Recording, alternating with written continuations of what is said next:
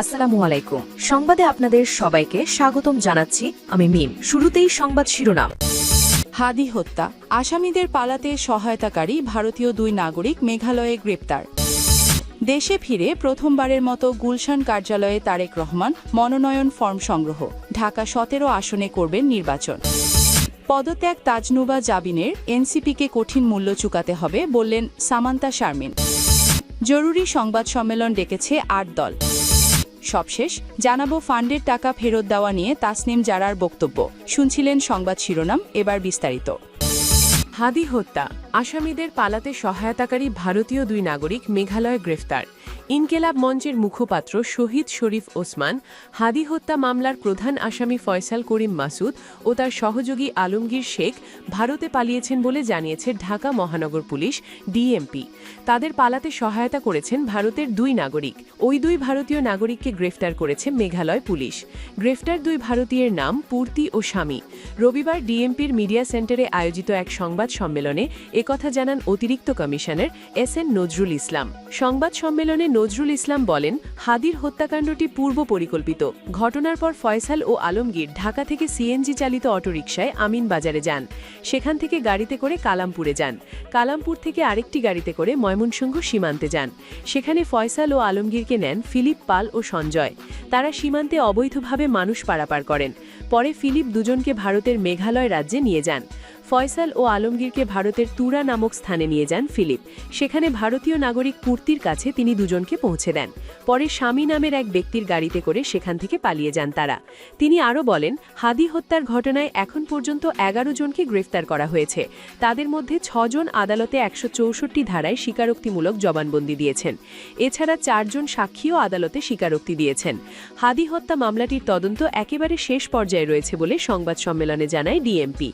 আগামী 7 থেকে 10 দিনের মধ্যে এই মামলার অভিযোগপত্র দেওয়া হবে বলেও জানানো হয়েছে।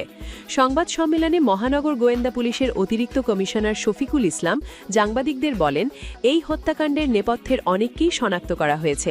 তদন্তের স্বার্থে সবার নাম বলা যাচ্ছে না। এখন পর্যন্ত প্রাপ্ত তথ্যে এটাকে রাজনৈতিক হত্যাকাণ্ডই মনে হচ্ছে। দেশে ফেরে প্রথমবারের মতো গুলশান কার্যালয়ে তারেক রহমান মনোনয়ন ফর্ম সংগ্রহ। ঢাকা 17 আসনে করবেন নির্বাচন। দীর্ঘ 17 বছর পর দেশে ফেরার পর প্রথমবারের মতো বিএনপির গুলশান কার্যালয়ে গেছেন দলটির ভারপ্রাপ্ত চেয়ারম্যান তারেক রহমান। রবিবার 28 ডিসেম্বর দুপুরে তিনি গুলশানে বিএনপি চেয়ারপারসনের কার্যালয়ে যান। এর আগে বিএনপির মিডিয়া সেল থেকে এই কর্মসূচির কথা জানানো হয়। গত 25 ডিসেম্বর দেশে ফেরেন তারেক রহমান। স্বদেশ প্রত্যাবর্তনের পর ধারাবাহিক কর্মসূচির অংশ হিসেবে এবারই প্রথম তিনি সরাসরি দলের কেন্দ্রীয় কার্যালয়ের কার্যক্রমে অংশ নিয়েছেন। এদিকে রবিবার সকালে বিএনপির মিডিয়া সেল থেকে নিশ্চিত করা হয়েছে যে বিএনপির ভারপ্রাপ্ত চেয়ারম্যান তারেক রহমান ঢাকা 17 সংসদীয় আসন থেকে ত্রয়োদশ জাতীয় সংসদ নির্বাচন করবেন। তার মনোনয়ন পত্র সংগ্রহ করেছেন বিএনপির চেয়ারপারসনের একান্ত সচিব এবিএম আব্দুস সাত্তার। রবিবার বেলা 11টায় ঢাকা বিভাগীয় কমিশনার শরফ উদ্দিন আহমেদ চৌধুরী অফিস সেগুনবাগিচা থেকে মনোনয়নপত্র সংগ্রহ করেন। ঢাকার 20টি আসনের মধ্যে যে 3টি বিএনপি ফাঁকা রেখেছিল তার মধ্যে ঢাকা 17 আসনও ছিল। গুলশান, বনানী, বাড়িধারার মতো অভিজাত এলাকা নিয়ে গঠিত ঢাকা 17 আসন। এই আসনে বিএনপির জোট সঙ্গী হিসেবে বাংলাদেশ জাতীয় পার্টির বিজেপির চেয়ারম্যান আন্দালিব রহমান পার্থের নির্বাচন করার কথা শোনা যাচ্ছিল। বিএনপির ভারপ্রাপ্ত চেয়ারম্যান তারেক রহমান বগুড়া 6 সংসদীয় আসন থেকেও নির্বাচন করবেন। পদত্যাগ তাজনুভা জাবিনের, এনসিপিকে কঠিন মূল্য চুকাতে হবে বললেন সামান্তা শারমিন। জাতীয় নাগরিক পার্টি এনসিপি থেকে পদত্যাগ করেছেন দলটির যুগ্ম আহ্বায়ক তাজনুভা জাবিন। রবিবার নিজের ভেরিফাইড ফেসবুক পেজে দেওয়া এক পোস্টে এ ঘোষণা দেন তিনি। দীর্ঘ পোস্টের একাংশে পদত্যাগের বিষয়ে তিনি লিখেছেন, আমি আজকে পদত্যাগ করেছি এনসিপি থেকে। অত্যন্ত ভাঙা মন নিয়ে জানাচ্ছি, আমি আসন্ন জাতীয় সংসদ নির্বাচনে অংশগ্রহণ করতে পারছি না। তিনি আরও বলেন, সবচেয়ে কষ্ট লাগছে আজকেই আম্মু চট্টগ্রাম থেকে আসছে আমার নির্বাচন করা উপলক্ষে, আর আজকেই আমি এই সিদ্ধান্ত নিতে বাধ্য হলাম। আমি জানি অনেকে ভীষণ কষ্ট পেয়েছেন আমার এই সিদ্ধান্তে, কিন্তু এটাই আমার জন্য সঠিক। এখানে ন্যূনতম আশা থাকলে আমি আমার আত্মসম্মান বোধকেও বোধহয় ডাউট অফ বেনিফিট দিতাম। পাঠানো ডোনেশন ফেরত দেবেন জানিয়ে তাসনুভা বলেন, আমি আপনাদের পাঠানো ডোনেশন ফেরত দেব এক এক করে, আমাকে একটু সময় দেবেন, সেটার জন্য বিস্তারিত লিখে আপডেট দেব, কিভাবে ধীরে ধীরে ফেরত দেব, প্রত্যেকটা পয়সা ফেরত দেব। আপনাদের সমর্থন, আপনাদের ভালোবাসার জন্য আমি কৃতজ্ঞ। তিনি আরও বলেন, আমি আগে কখনো রাজনীতি করি নাই, জুলাইয়ে আমার রাজপথে নামা, পরিবর্তনের লক্ষ্যে নতুন কিছুর জন্য। আমি মারা যাওয়ার আগ পর্যন্ত সেই চেষ্টা করতে থাকব। আমার আওয়াজ দেশের গণতান্ত্রিক পরিবর্তনের জন্য কাজ আরও জোরালোভাবে জারি থাকবে। মধ্যপন্থার বাংলাদেশপন্থী নয়া বন্দোবস্তের রাজনীতির জায়গাটা খালিই পড়ে থাকল, আমি ওই জায়গা পূরণ করার চেষ্টায় থাকব। সময় বলে দিবে বাকিটা। বাংলাদেশ জামায়াতে ইসলামীর সঙ্গে সমঝোতায় গেলে এনসিপিকে কঠিন মূল্য চুকাতে হবে বলে মন্তব্য করেছেন জাতীয় নাগরিক পার্টির সিনিয়র যুগ্ম আহ্বায়ক সামান্তা শারমিন। রবিবার সকালে নিজের ফেসবুক প্রোফাইলে দেওয়া এক পোস্টে তিনি এই মন্তব্য করেন। সামান্তা শারমিন বলেন, বাংলাদেশ জামায়াতে ইসলামী নির্ভরযোগ্য মিত্র না, তার রাজনৈতিক অবস্থান বা দর্শন সহ কোনো সহযোগিতা বা সমঝোতায় যাওয়া এনসিপিকে কঠিন মূল্য চুকাতে হবে বলে আমি মনে করি। তিনি বলেন, সম্প্রতি রাজনৈতিক জোট প্রসঙ্গে জামায়াতে ইসলামীর দায়িত্বশীল নেতারা মন্তব্য করেছিলেন, জামায়াতের জুলাইয়ের স্পিরিট বাংলাদেশ নিয়ে পরিকল্পনায় একমত হলে জামায়াতের সঙ্গে জোট করতে আসতে পারে যে কোনো দল। সামান্তা শারমিন আরও বলেন, জাতীয় নাগরিক পার্টির এতদিনের অবস্থান অনুযায়ী তার মূল নীতি রাষ্ট্রকল্প জামায়াত থেকে সম্পূর্ণ আলাদা। বিচার, সংস্কার ও গণপরিষদ নির্বাচন তথা সেকেন্ড রিপাবলিককে কেন্দ্র করে গড়ে ওঠা দল এনসিপি। ফলে এই তিনটি বিষয়ে অভিন্ন অবস্থান যে কোনো রাজনৈতিক মিত্রতার পূর্বশর্ত।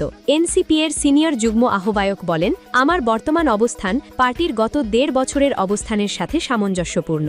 নিম্নকক্ষে পিআর আওয়াজ তুলে সংস্কারকে ব্যাহত করায় লিপ্ত হয়েছিল জামায়াত। ফলত এনসিপি এর আহ্বায়ক বলেছিলেন, যারা সংস্কারের পক্ষে নয় তাদের সাথে জোটও সম্ভব নয়। তাই জুলাই পদযাত্রার পর থেকে ৩০০ আসনে একক প্রার্থী দেওয়ার ঘোষণা দেওয়া হয় আহ্বায়ক সহ একাধিক বরাতে, এবং স্বতন্ত্রভাবে নির্বাচন করবে এনসিপি, এই মর্মে সারা দেশ থেকে প্রার্থীদের আহ্বান করা হয়। সবশেষ তিনি বলেন, জামায়াতের সঙ্গে জোট করার সমস্যাসমূহ তুলে ধরা মানেই বিএনপির পক্ষে অবস্থান বোঝায় না, বরং বিভিন্ন বিষয়ে এতদিন ধরে প্রকাশিত ও নানান মহলে প্রশংসিত এনসিপি এর অবস্থান আমি সঠিক মনে করি ও নিজেকে এই আদর্শের সৈনিক মনে করি। বিএনপি জামায়াতের যে কোনোটির সঙ্গে জোট এনসিপি এর সাংগঠনিক ও রাজনৈতিক পলিসি থেকে সরে গিয়ে তৈরি হচ্ছে। জরুরি সংবাদ সম্মেলন ডেকেছে ৮ দল। রোববার ২৮ ডিসেম্বর বিকেল ৪টায় জাতীয় প্রেস ক্লাবে এই সংবাদ সম্মেলন অনুষ্ঠিত হবে। আন্দোলনরত ৮ দলের পক্ষ থেকে এ তথ্য জানিয়েছেন জামায়াতে ইসলামীর সহকারী সেক্রেটারি জেনারেল হামিদুর রহমান আজাদ। ৮ দলীয় সূত্রে জানা গেছে, সংবাদ সম্মেলনে ৮ দলের নেতাদের পক্ষ থেকে আসন সমঝোতা নিয়ে চূড়ান্ত আনুষ্ঠানিক ঘোষণা দেয়া হতে পারে। আসন সমঝোতা নিয়ে দুদিন ধরে অনেক দৌড়ঝাঁপের পর সমঝোতায় পৌঁছেছে যুগপথ আন্দোলনের শরিক ৮ রাজনৈতিক দলের নেতারা। এ বিষয়ে বিস্তারিত জানাতে বিকালে জরুরি সংবাদ আহ্বান করা হয়েছে ৮ দলের পক্ষ থেকে। জানা গেছে, যুগপথ আন্দোলনের শরিক ৮ রাজনৈতিক দলের সঙ্গে যুক্ত হচ্ছে আরও ৩টি রাজনৈতিক দল। দল ৩টি হচ্ছে এলডিপি, এবি পার্টি ও এনসিপি। ৮ দলে থাকা দলগুলো হল বাংলাদেশ জামায়াতে ইসলামী, ইসলামী আন্দোলন বাংলাদেশ, বাংলাদেশ খেলাফত আন্দোলন, বাংলাদেশ খেলাফত মজলিস, নেজামে ইসলাম পার্টি, জাতীয় গণতান্ত্রিক পার্টি ও বাংলাদেশ ডেভেলপমেন্ট পার্টি। ফান্ডের টাকা ফেরত দেওয়া নিয়ে তসনিম জারার বক্তব্য, আমি আপনাদের এবং দেশের মানুষকে ওয়াদা করেছিলাম যে আপনাদের জন্য ও নতুন রাজনৈতিক সংস্কৃতি গড়ার জন্য আমি লড়ব। পরিস্থিতি যাই হোক না কেন, আমি আমার সেই ওয়াদা রক্ষা করতে দৃঢ় প্রতিজ্ঞ। তাই এই নির্বাচনে স্বতন্ত্র প্রার্থী হিসাবে ঢাকা ৯ থেকে অংশগ্রহণ করব। একটা দলের প্রার্থী হলে সেই দলের স্থানীয় অফিস থাকে, সুসংগঠিত কর্মী বাহিনী থাকে, সরকার ও প্রশাসনের সঙ্গে নিরাপত্তা বা অন্যান্য বিষয়ে আপত্তি ও শঙ্কা নিয়ে কথা বলার সুযোগ থাকে। তবে আমি যেহেতু কোনো দলের সঙ্গে থাকছি না, তাই আমার সেসব কিছুই থাকবে না। আমার একমাত্র ভরসা আপনারা। আপনাদের মেয়ে হিসাবে আমার সততা, নিষ্ঠা এবং নতুন রাজনীতি করার অদম্য ইচ্ছাশক্তির প্রেক্ষিতে আপনারা যদি স্নেহ ও সমর্থন দেন, তবেই আমি আপনাদের সেবা করার সুযোগ পাব। দুটি বিশেষ বিষয়: এক, নির্বাচনে স্বতন্ত্র প্রার্থী হিসাবে দাঁড়াতে আইনি বাধ্যবাধকতা অনুযায়ী আমাদের ঢাকা ৯ আসনের ৪,৬৯৩ জন ভোটারের সমর্থনযুক্ত স্বাক্ষর একটি নির্দিষ্ট ফর্মে প্রয়োজন। আগামীকাল এই স্বাক্ষর সংগ্রহের কাজ শুরু করব। মাত্র একদিনে এত মানুষের স্বাক্ষর গোছানো প্রায় অসম্ভব একটি কাজ। আপনাদের স্বতঃস্ফূর্ত সাহায্য ছাড়া এটা করতে পারবো না। এই কাজে যারা আগামীকাল বসার জায়গা দিয়ে বা স্বেচ্ছাসেবক হিসেবে সাহায্য করতে চান তারা অনুগ্রহ করে এই গ্রুপে যুক্ত হন। আপনাদের নির্দিষ্ট স্থান ও লোকেশন জানিয়ে দেওয়া হবে। ২. কিছুদিন আগে নির্বাচনী ফান্ডরেজিংয়ের সময় আপনারা অনেকে ডোনেট করেছেন। আমার এই পরিবর্তিত সিদ্ধান্তের কারণে স্বতন্ত্র হিসেবে লড়াই করা যারা ডোনেট করা অর্থ ফেরত পেতে চান তাদের প্রতি আমার শ্রদ্ধা। যারা বিকাশের মাধ্যমে টাকা পাঠিয়েছেন তারা অর্থ ফেরত পেতে নিচে দেওয়া এই ফর্মটি পূরণ করুন। আপনাদের ট্রানজ্যাকশন আইডি ও ডিটেলস ভেরিফাই করার পর অর্থ ফেরত দেওয়া হবে। আর যারা ব্যাংকের মাধ্যমে পাঠিয়েছিলেন তাদের শিগগিরই জানাবো কী প্রক্রিয়ায় আপনাদের অর্থ ফেরত দেওয়া হবে। আপনাদেরই মেয়ে তাসনিম জারা।